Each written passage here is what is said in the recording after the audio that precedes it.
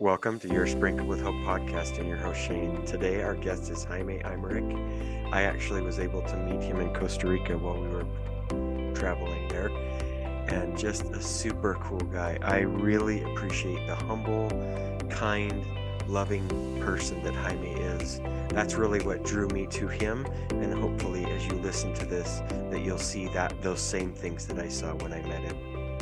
I had a privilege to get to know Jaime because I wasn't in Costa Rica with Shane when he met him, but just the way that he carries himself, you can see that he has a lot of love for his family.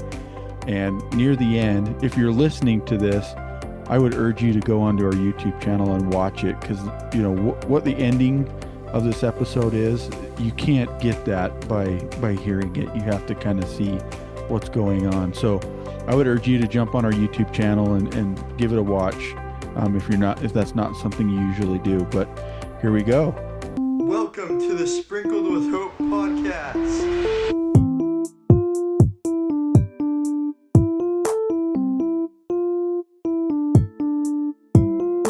This is Jason. And this is Shane. And it's podcast time. Welcome back to Sprinkle with Hope podcast and your host Shane. Today our guest is Jaime Aymerich. He is he's been nominated as a Golden Globe, Emmys, all these things. If you watch telenovelas, Telemundo, he's been all over, movies, TV shows. He is a producer, actor, a voiceover actor, and the reason why we have Jaime on is because his family and my wife and I were actually in Costa Rica in September, and I met him. And there's certain people that when you meet, you just instantly connect with. And that to me was Jaime. So Jaime, thank you so much for joining us today. I'm super excited for this discussion. Well, it is a pleasure to be here with you, Shane. I really had a blast when we were together in Costa Rica. I was traveling with my family and it was amazing. I mean, just being in that paradise was incredible. It was so cool. So I have to preface that by saying I did not know Jaime before that. My wife and I were actually just sitting in a little kiddie pool, and his daughter came up and we were just talking, and I said, Jaime, what do you do?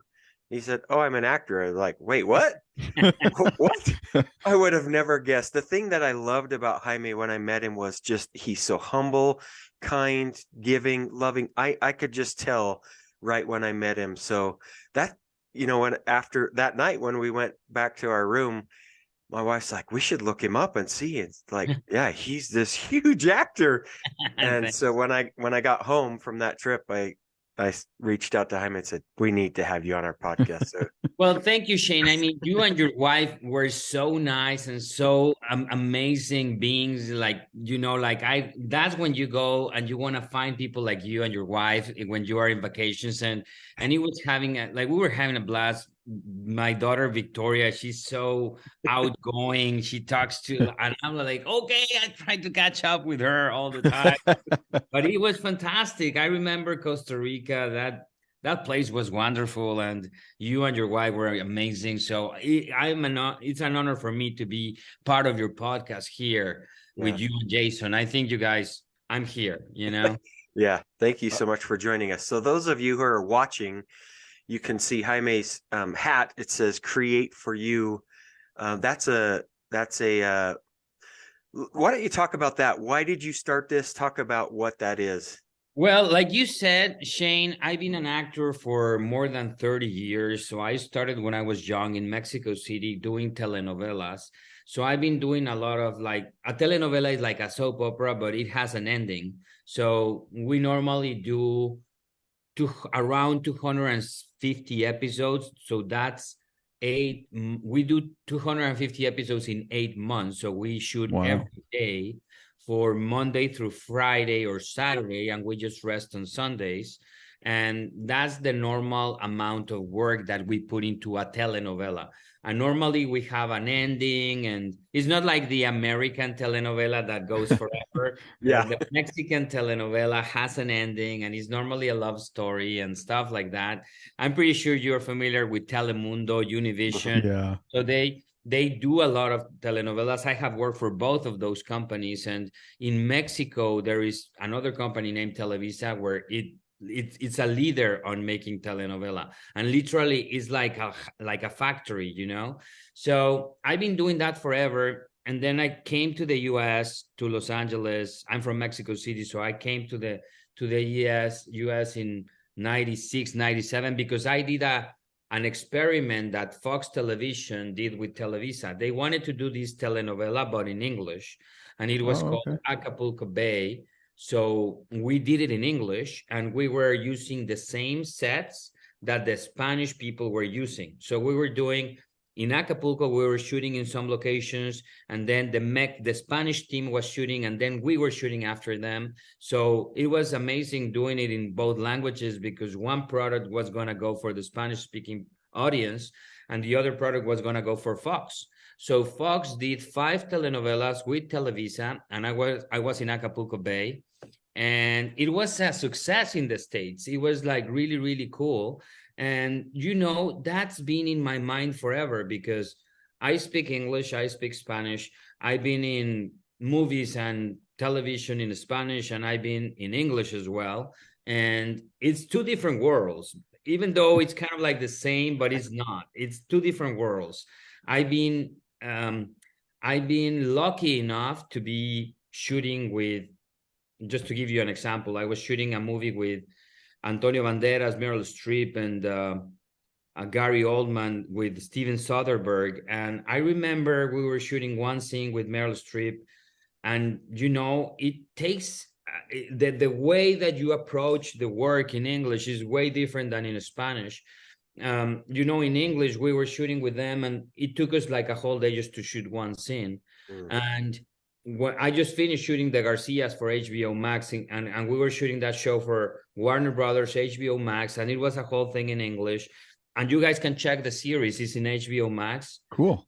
And, you know, we traveled to Cancun. We were shooting there with a Mexican crew, but it was like a lot of people. There was like 300 people working on the set, and we were shooting one scene, you know, and I was like, wow. And just to give you an idea, you know, in the Spanish world of telenovelas, I'm used to do, in the set, we shoot 30 scenes a day, 30. And Wow. outside on location, we shoot 22, 23 scenes a day. So combining both, which is the normal for us, we're talking about 50 scenes a day. Wow. That's normal. Wow. So for a Spanish act, for like a Mexican actor, we're used to that kind of, you know, work. But we do a lot of tricks to do that, to achieve that. We use something called ear prompter. So the actors, we are running back to back from 7 in the morning to 9 p.m. And we are, sometimes the breakdown is like, oh, Jaime, you have a scene at 8 p.m. on set, and then at 9 p.m. you have to be on location, but then at 12 you have to be back on set. So we are on minivans. We're like all over the city, just running all day. And on top of that, we need to rehearse the scenes, to learn the scenes.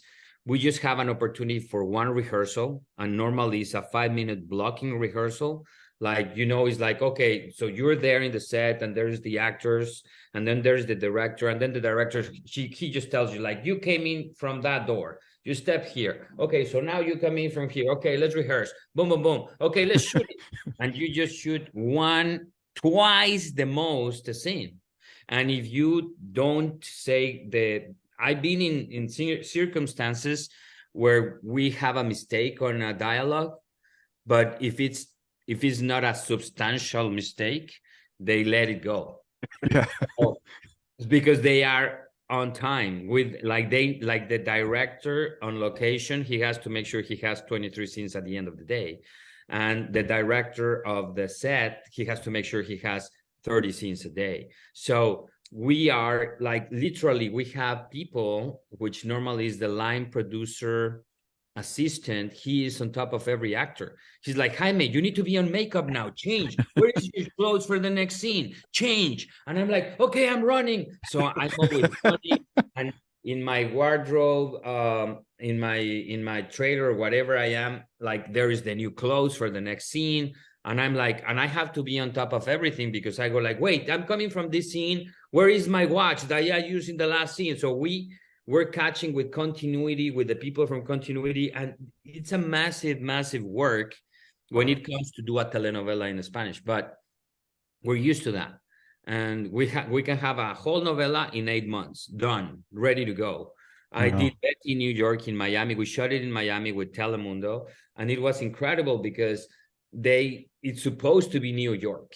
And I was literally in Miami sweating inside clothes because I was supposed to be cold, but I was in 100 degrees of Miami.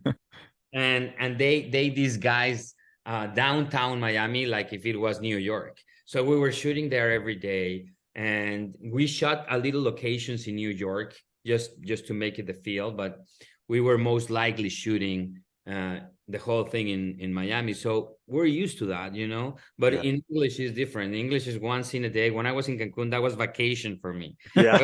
Oh, one scene? Oh my God. Okay. You know, it's like it's different, but I understand, and I think it has to do a lot with budgets. You know, the Hollywood budget, the American budget is high, and the Spanish budget is less.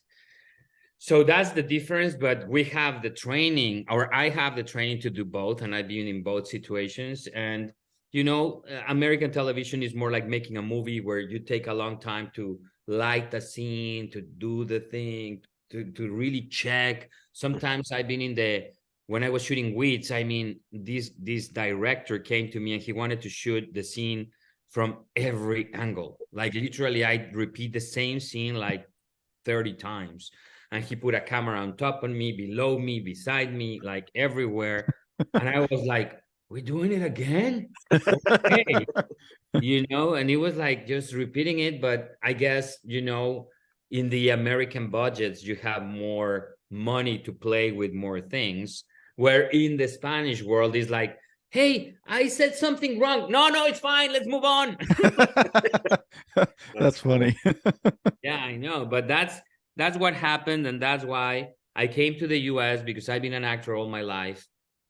And then when I was here, I was lucky enough to meet my wife, and she's from Mexico City, Carolina.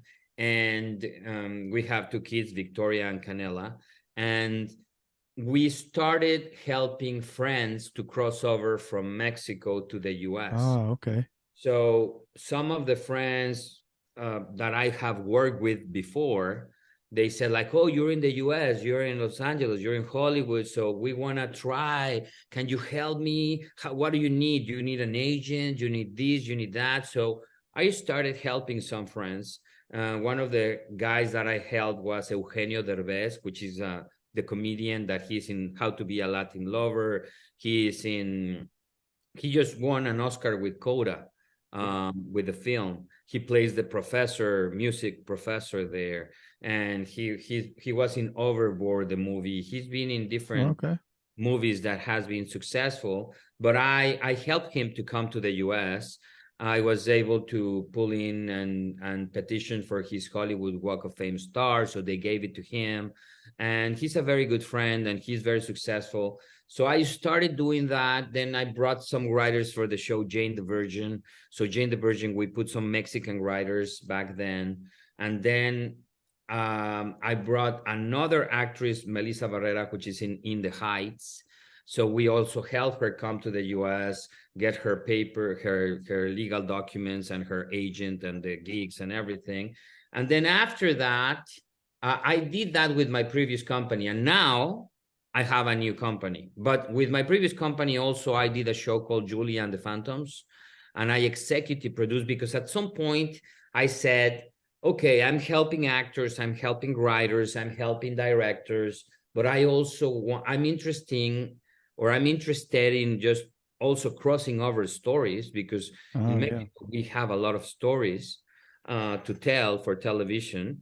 And we were able to bring Julia and the Phantoms from Brazil and that is basically a show that is about a girl that she's in, like, she goes to her attic, and then there is three kids there, and they put together a band, and it's called Julie and the Phantoms because the three kids on the attic, they are ghosts.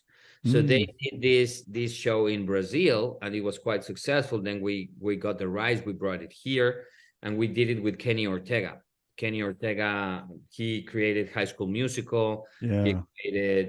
He was the choreographer of Dirty Dancing. He did Hocus Pocus. He did The Descendants. He's amazing. He's a guy full of life. He was able to do Julie and the Phantoms, so we did that with him. And the show won 3 Emmys, and it was nominated for 13, but we won 3, and it was fantastic. And then after that, I created a new company, which is Create for You Entertainment, like this, and it's funny because like one of the founders, we are four partners, 4 founders, me, my wife, Nancy Cartwright, which is the voice of Bart Simpson, and the other founder is Monica Hill, which is an amazing executive.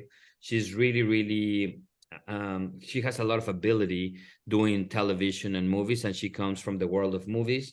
And we're 3 Mexicans and a gringa, and the one that said that is Nancy, is not me, but I'm getting what she says, right? Yeah. But Nancy, she has a lot of success with Bart Simpson, and basically we put together this company, Create for You, and we're planning to do movies and bring more stories. We're bringing stories from Spain, from Mexico, from Argentina, from different places in the world, because, you know, there has been success like The Office or like Ugly Betty. Yeah. Like Julie and the Phantoms, which was from Brazil, but there is different, like Jane the Virgin was from Venezuela.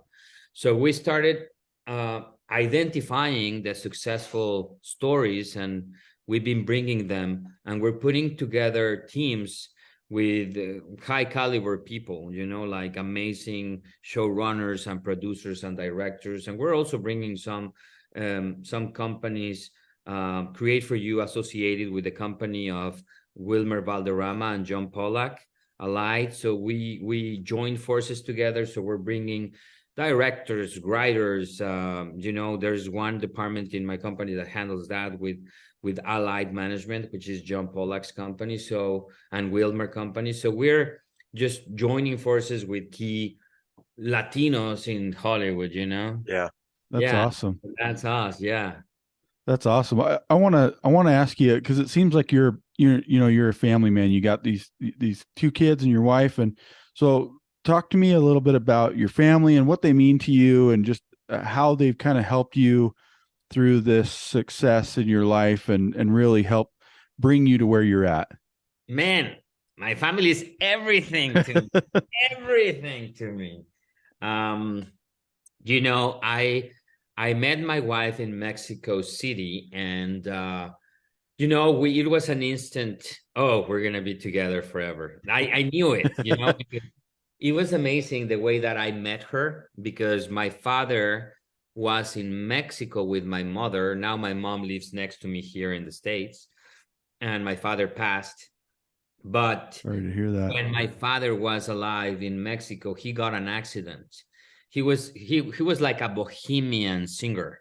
So he used to go to the piano bar and sing, and everybody was like surprised because he had a really good voice. So he was creating good effects when he was going to sing, right? And I was always next to him. He's like, hey, he's my father. He's my father. You know, he was like, he had a great voice. So he was always doing his thing. But then this time he came out of the bar, and what they told me is that he was a little bit with alcohol, and he didn't drive, but he came walking to the house, and a taxi ran over him. Oh, and dang. My mom called me when he was already in the Red Cross, and I went to Mexico. And when I arrived to Mexico, my sister used to be in the university, and she was studying with my wife, Carolina, now. So I met Carolina in the airport because she picked me up to go see my father. Oh, okay. when she picked me up, we went to the Red Cross, and then my father made it, and he came out from that accident alive. And but I met Carolina there, and it was amazing because kind of like when she picked me up in the airport, even without saying hello, without speaking a word, I knew she was going to be with me forever. It's funny. I don't know how to explain it, but sometimes you Yep. perceive things and you go like, okay, this is it.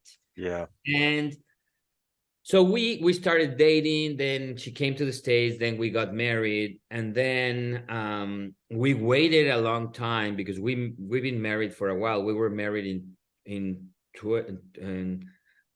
we've been married for over 20 years. So I think we've been married for 22 years. It was 2001. It was amazing. And we didn't have kids forever. We just concentrated. We're like very work oriented, so we like producing a lot. So all the time we're like, okay, what's the thing? What can we do now? Blah blah blah. So we've been very lucky to have that attitude because we like to be productive, and that keeps us happy all the time because we're like proactive doing stuff. Yeah. And all of a sudden, it was amazing. I was shooting a soap opera novella in Miami. And I'm going to tell you something. It's kind of personal, but what the heck? I don't care. I was in Miami. I was shooting a novella with Telemundo. And then the production allowed me to come do a movie because normally they don't do that because, it's like, we have to shoot Monday through Friday and you're in every scene and you cannot go. But I negotiated before accepting the contract. I told them, hey, I have to make this movie. This is important to me. I'll do the telenovela, if you allow me to go a week to California, just whenever I have to shoot the movie. And they said like, yeah, we will adapt to your calendar. And I'm like, okay, fantastic. So then I went to Miami and I did the thing. And then the movie came. And I was supposed to be here for 4 or 5 days in California. So I flew in here and basically, but let me rephrase. Before I went to do the novella, me and my wife went to the doctor, right? And when we were in the doctor to do the normal checkup, the doctor said to her like, oh, you're fine, you're fantastic, so you're not gonna have kids anymore, so you know what, I can tell you to go to a fertility clinic if you want, blah blah blah. And me and my wife were like, wait, what, is there something wrong? No, nothing is wrong, but I mean, come on, you guys are old, so blah, blah. And my wife was in shock and I was in shock too because I mean, like, she is fine with everything, and now this doctor is telling us to go to a fertility clinic. Right. And my wife couldn't, like, she came out there like in shock and she said, Jaime, we need to make a baby now. That's hilarious. And then I went to Miami and then I came back in that week. And then she invited me to go to an Argentinian place that I love, but it's weird because my wife never does that. She never go like, hey, let's go lunch to this Argentinian place. That's unusual. I was like, something is wrong here. I don't know what. So I was in the middle of shooting a movie, and then in my break, I go with my wife to this amazing restaurant. And then she gives me this bag, and I open the bag and I take it out, and this little onesie. And say like, you're gonna be a father. And I was like, oh my God, what? So then we did it. I mean, we didn't need any fertility clinic.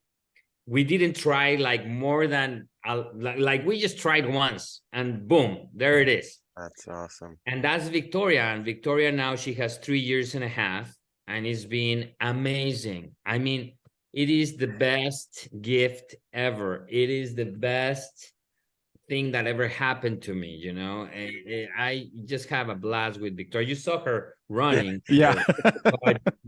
but yeah, like I don't even know how to explain it, but every time I'm with her, or like she does these kind of things, like this kind of Yes. Oh, yeah. So sweet. daddy, mommy, Victoria, and her little sister, Canela. But mostly she is just incredible, and I've been just being blessed with her, And then COVID came, and then we spent the whole thing with the craziness of COVID and everything. And then at some point, I was thinking, like, we should give Victoria a sister, because she needs like a sister or something. But I didn't even say anything to my wife. Right.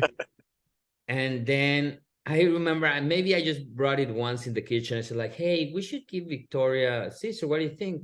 And then my sister said, like, I don't know, I'm too old, whatever. And I'm like, too old? Well, yeah, huh?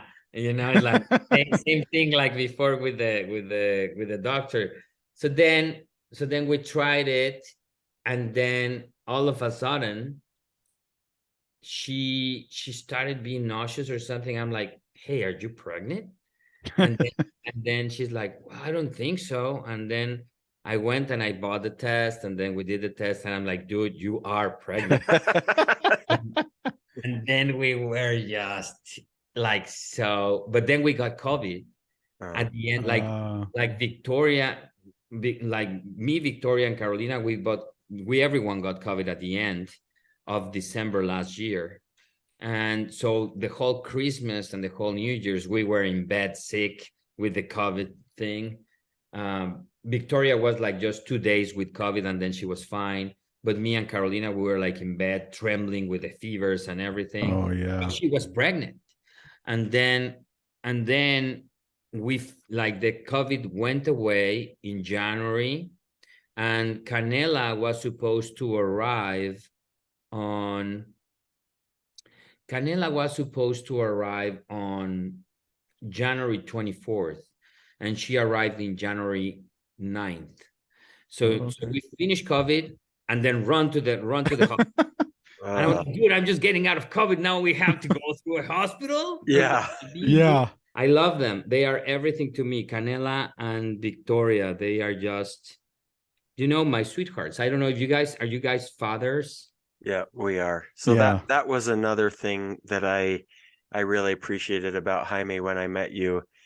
It truthfully was your daughter that jumped in the same kiddie pool that we were in, or else maybe we wouldn't have met, but I'm super grateful for that. So near the end of our discussion, we have two questions that we call the double down dose. We love asking these questions. So the first part of the double down dose, Jaime, is how would you define hope? How would I define hope? I would define hope when you are really looking forward, like, when you are like at the end that something didn't go right, then there is a chance to turn things around. Look. There she is. There she goes.